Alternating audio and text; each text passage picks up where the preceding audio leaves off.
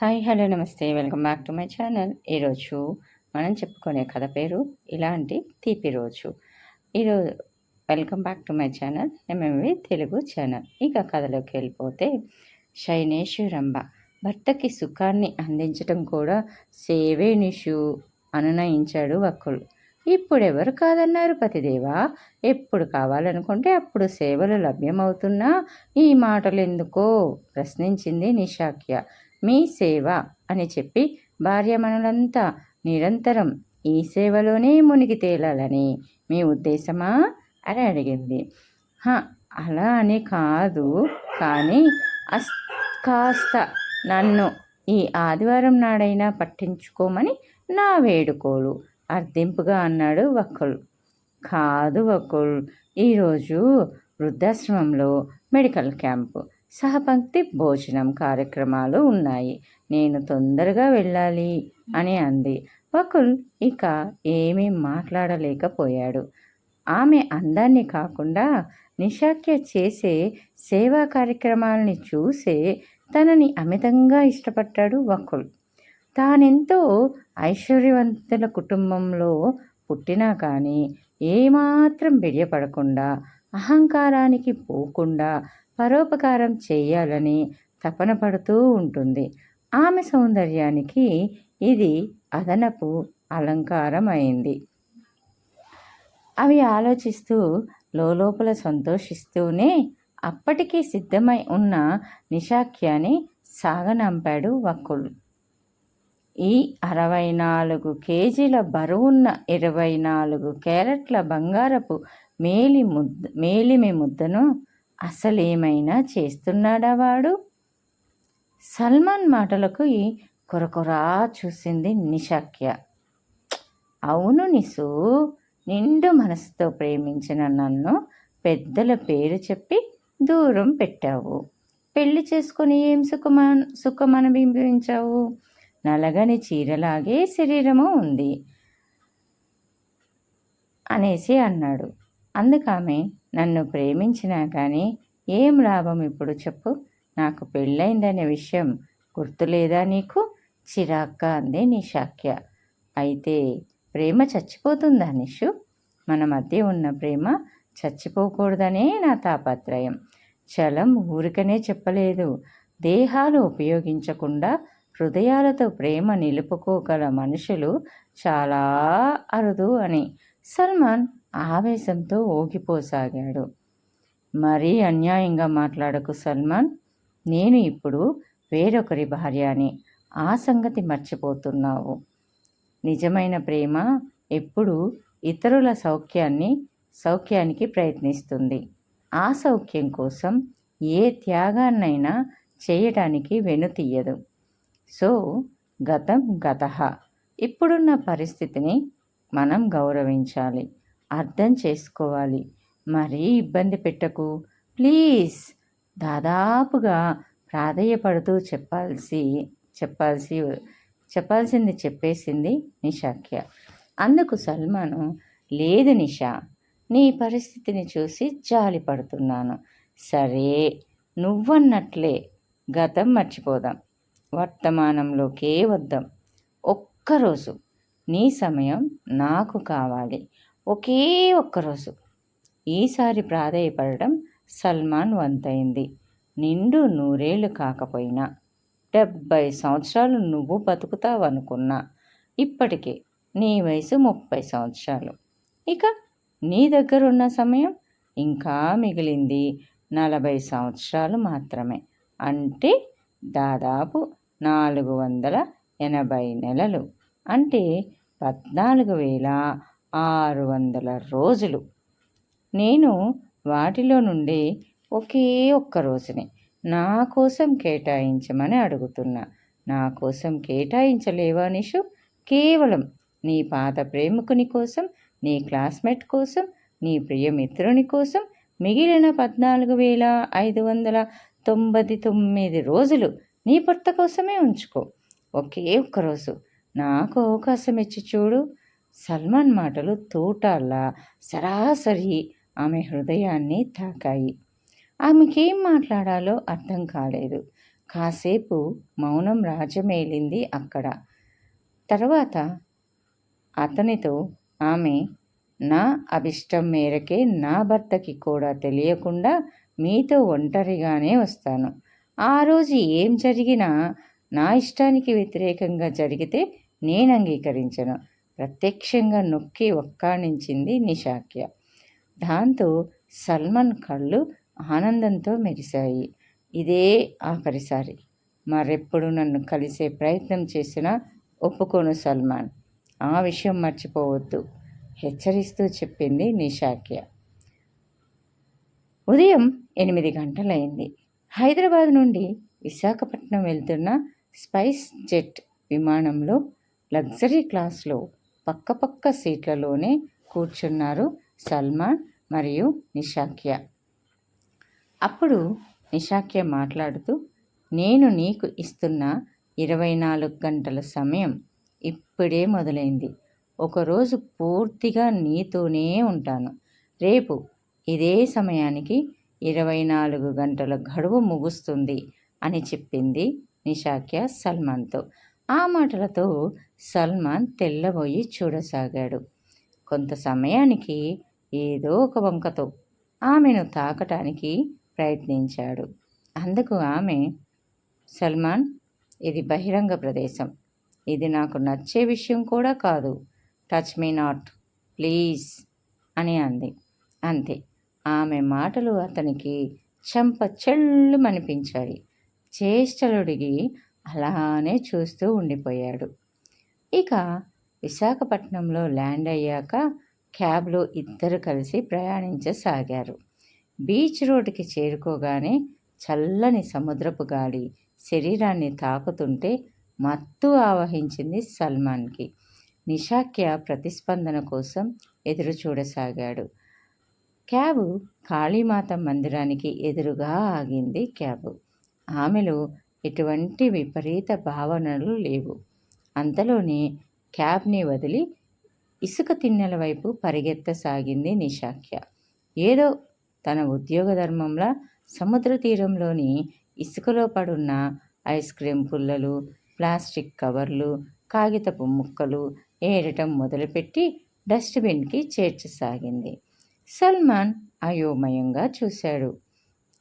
నాకని ఇచ్చిన సమయంలో ఇలా చెయ్యటం భావ్యం కాదు, నెమ్మదిగా చెప్పాడు. అందుకు నిషాక్య, ఇది నీకిచ్చిన సమయమే. నాతో కలిసి ఉండే అవకాశం ఇచ్చాను. నాతో పాటు నువ్వు కూడా చెత్తను సపరేట్ చేస్తూ నాతో కలిసి గడిపే సమయాన్ని కోల్పోతున్నావు. ఎందుకు నేను చేయగలిగింది ఏం లేదు, నిషాక్య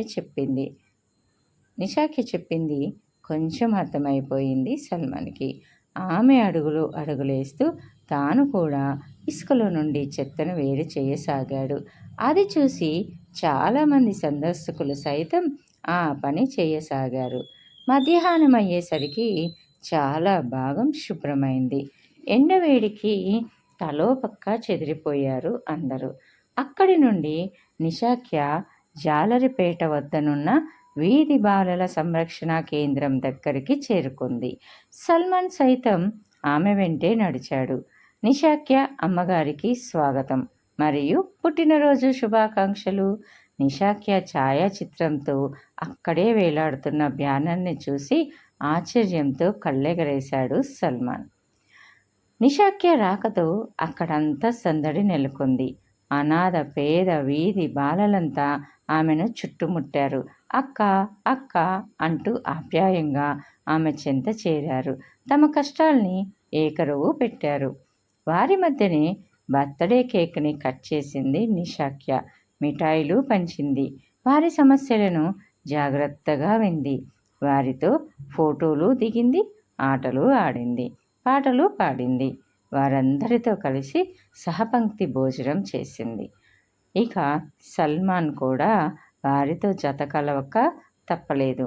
సమయం ఎలా గడిచిపోయిందో తెలియలేదు. సాయంత్రం 4 అయిపోయింది. వారందరికీ వీడ్కోలు చెప్పి హడావుడిగా బయలుదేరిపోయింది నిషాక్య. ఇష్టం లేకున్నా ఆమె వెంట వెళ్ళక తప్పలేదు సల్మాన్కి. తానొకటి తలిస్తే మరొకటి జరుగుతుంది.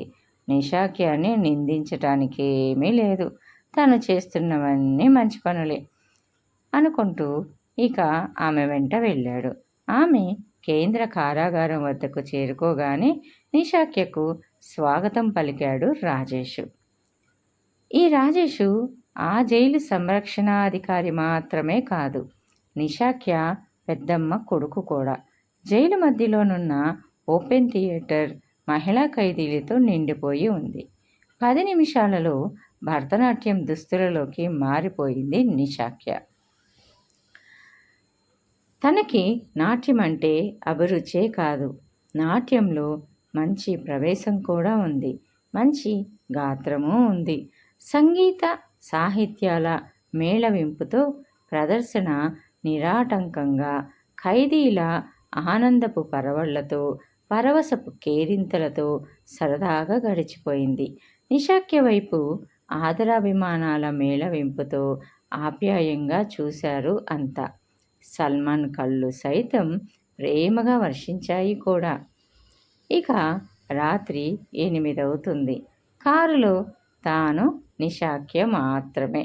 ఇక రాత్రంతా హోటల్లో జాగారమేనని తృప్తిగా ఊపిరి పీల్చుకున్నాడు సల్మాన్.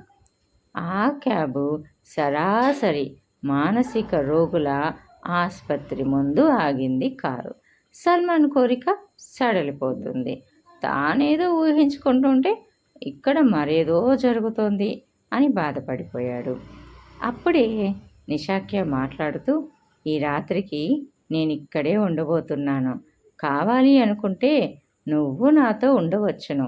కాకపోతే నువ్వు పురుష రోగులతో ఉండాలి. ఎందుకంటే ఈ రాత్రంతా మహిళా మానసిక రోగులకి సపర్యలు చేయాలి నేను. ముఖ్యంగా వాళ్ళందరికీ నేను నలుగు పెట్టి స్నానం చేయించాలి, బట్టలు మార్చాలి. మిగిలిన సందర్భాల్లో నాతో ఉండొచ్చు. ఇది నాకిష్టమైన వ్యాపకం. అర్ధరాత్రి దాకా ఇదే పని. ఆ తరువాతే మనం హోటల్కి వెళ్ళేది అని చెప్పింది. నిషాక్య మాటలతో కొత్త ఉత్సాహం వచ్చింది సల్మాన్కి. ఎందుకంటే అతనికి హోటల్కి అర్ధరాత్రికైనా చేరుకుంటారని. అడుగంటిపోతున్న ఆశలు మరలా చిగురించినట్లయింది. చురుకుగా కదిలాడు. దాదాపుగా 40 మంది రోగులకి స్నానాలు చేయించి దుస్తులు మార్చింది నిషాక్య. వారు చేసే అల్లరిని భరిస్తూ, ఆకతాయి పనులను నివారిస్తూ, కబుర్లతో వారిని నిద్రపుచ్చుతూ మహాయుద్ధమే చేసింది నిషాక్య. నా అన్నవారు కూడా చెయ్యలేని సాయాన్ని ధైర్యంగా అందించింది వాళ్ళకి. తొలిసారిగా నిషాక్యని సల్మాన్ మెచ్చుకోకుండా ఉండలేకపోయాడు.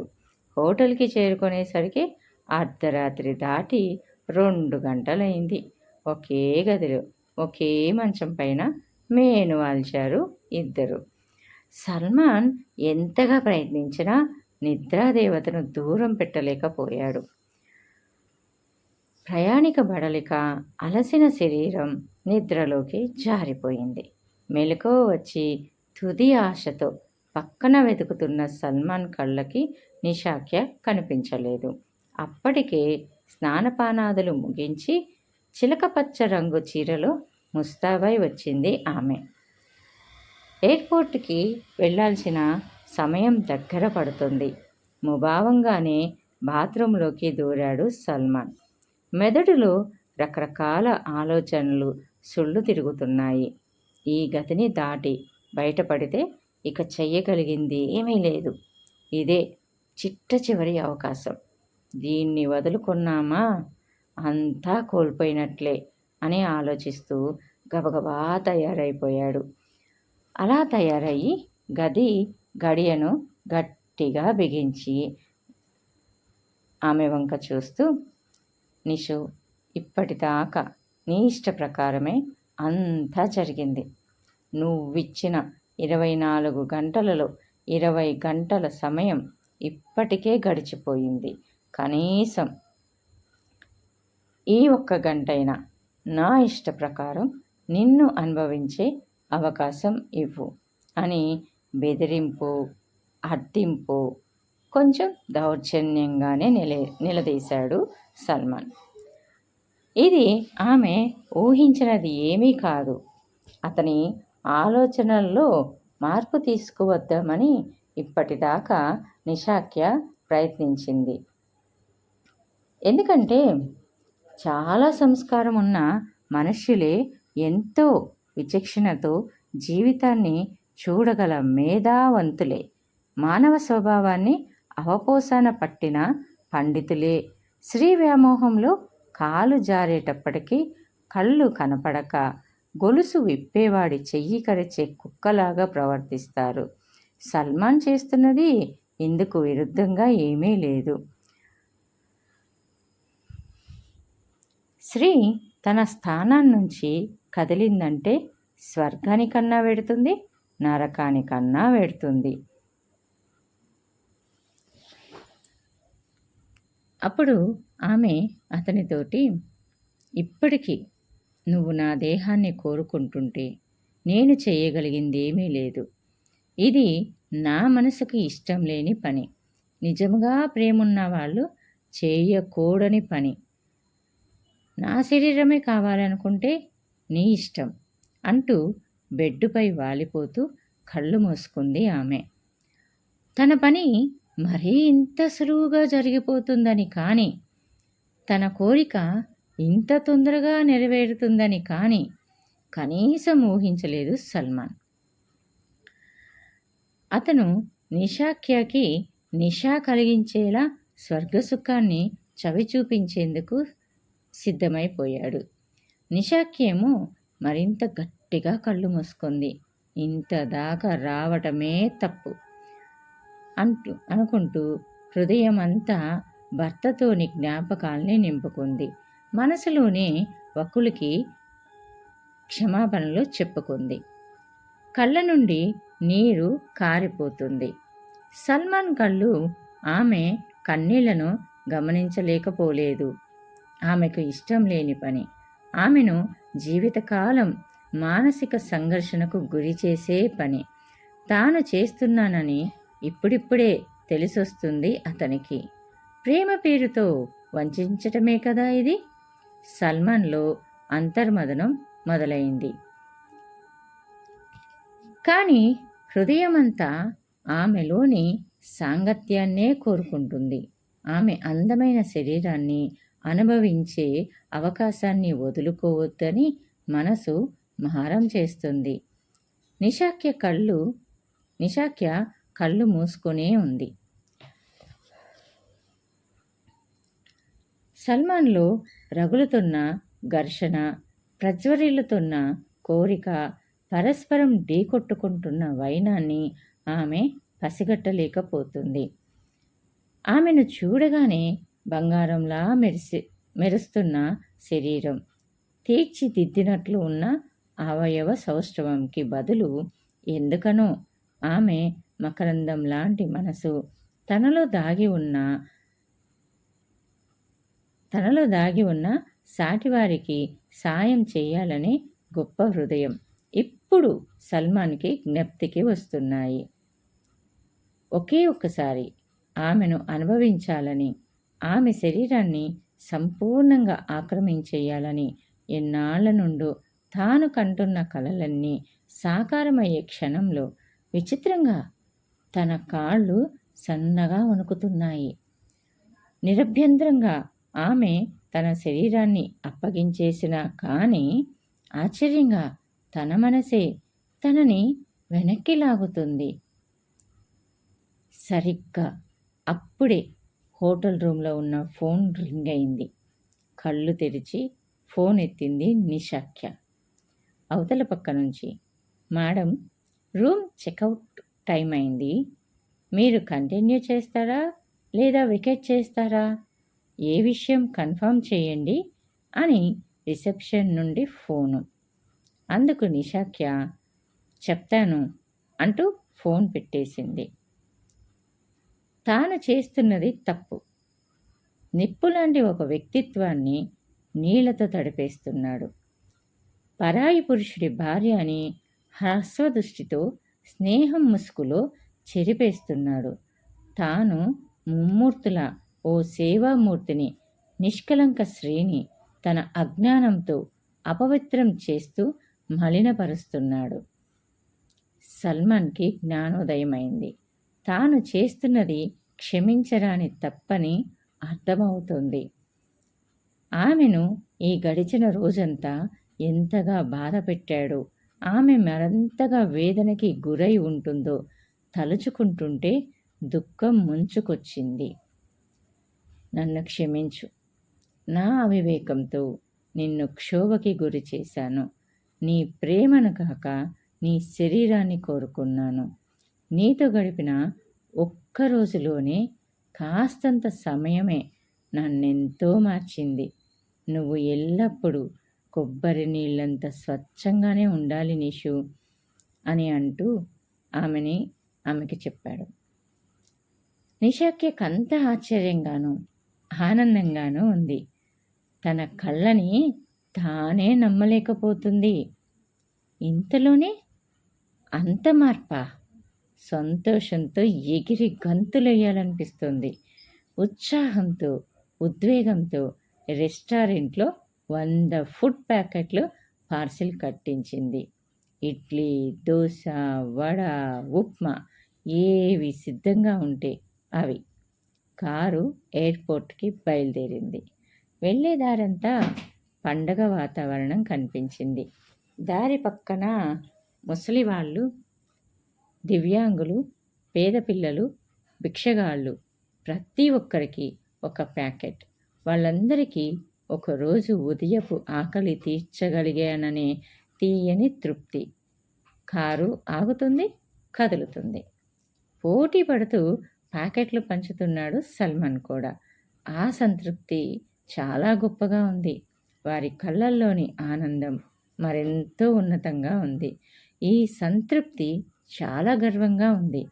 స్వర్గ సుఖాలు కూడా ఇంతకు మించిన సంతృప్తిని, ఉల్లాసాన్ని ఇవ్వలేవని అర్థం కావటానికి అతనికి అట్టే సమయం పట్టలేదు. ఒక్కరోజు కాదు, మరెన్నో రోజులు నిషాక్యతో కలిసి నడవాలి అని అనిపిస్తుంది అతనికి. ఆమె వద్దంటే కనీసం ఒంటరిగానైనా సరే, కానీ అదే దారిలో పయనించాలి అని అనుకున్నాడు అతను మనసులో. శంషాబాద్ ఎయిర్పోర్ట్కి వకుల్ వచ్చి నిషాక్యని పికప్ చేసుకున్నాడు. వకుల్ కారు పివి నరసింహరావు హైవేపై రివ్వున దూసుకుపోతుంది. సముద్రమంత ప్రేమ, ముత్యమంత మనసు. ఉప్పెన సినిమాలోని పాట కారులోని స్టీరియో నుండి మధురంగా వినిపిస్తుంటే లయబద్ధంగా ఊగసాగారు ఇద్దరు. ఇక జీవితమంతా వకుల్కి అంకితమని అతని ఎదపై వాలిపోయింది నిషాక్య. ఇలాంటి తీపి రోజు రాదు రాదు రోజు పాట ఇంకా కొనసాగుతూనే ఉంది. వారిద్దరిని మరింత దగ్గరయ్యేలా ప్రేరేపిస్తూ. కథ నచ్చితే చిన్న లైక్ ఇవ్వండి. అలానే నా ఛానల్ని ఇంకా సబ్స్క్రైబ్ చేసుకోకపోతే ఇప్పుడే సబ్స్క్రైబ్ చేసుకోండి. సబ్స్క్రైబ్ బటన్ రెడ్ కలర్లో ఉంటుంది. దాన్ని క్లిక్ చేస్తే బెల్ ఐకాన్ వస్తుంది. దాన్ని క్లిక్ చేసి ఆల్ అనే ఆప్షన్ని ఎంచుకుంటే ముందు నేను చెప్పే మరిన్ని ఇంట్రెస్ట్కరమైన స్టోరీస్